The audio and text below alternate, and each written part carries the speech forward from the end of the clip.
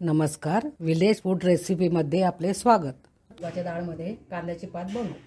कांद्याची पात घेतलेली आहे, मुगाची डाळ घेतलेली आहे, लसूण, कोथिंबीर आणि हिरवी मिरची पात कापून झालेली आहे।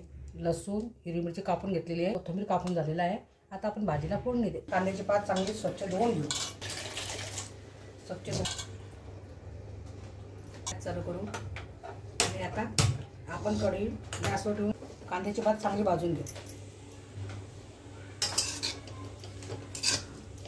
आता कांद्याची पात चांगली भाजून झालेली आहे। आता आपण तिला काढून घेऊ।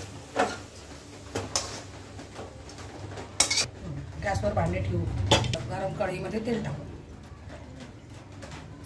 1 चमचा जिरे टाकू। लसूण टाकू। हिरवी मिरची टाकू। व्यवस्थित भाजून घेऊ। आता आपण टमाटर टाकू। हळद टाकू। मीठ टाकू।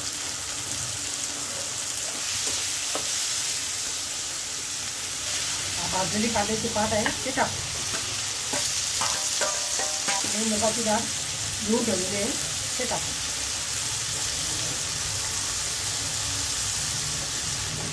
धुतलेला कोथिंबीर टाकू।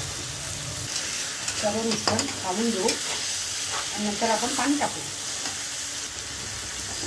2 ग्लास पाणी टाकू। डाळ शिजली पाहिजे। आपण 15 मिनिटं झाली, मंद आचेवरती शिजू द्या।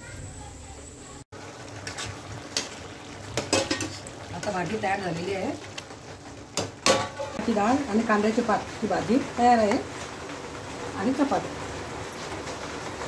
तुम्हाला व्हिडिओ आवडला असेल तर सबस्क्राइब, लाईक आणि शेअर करा।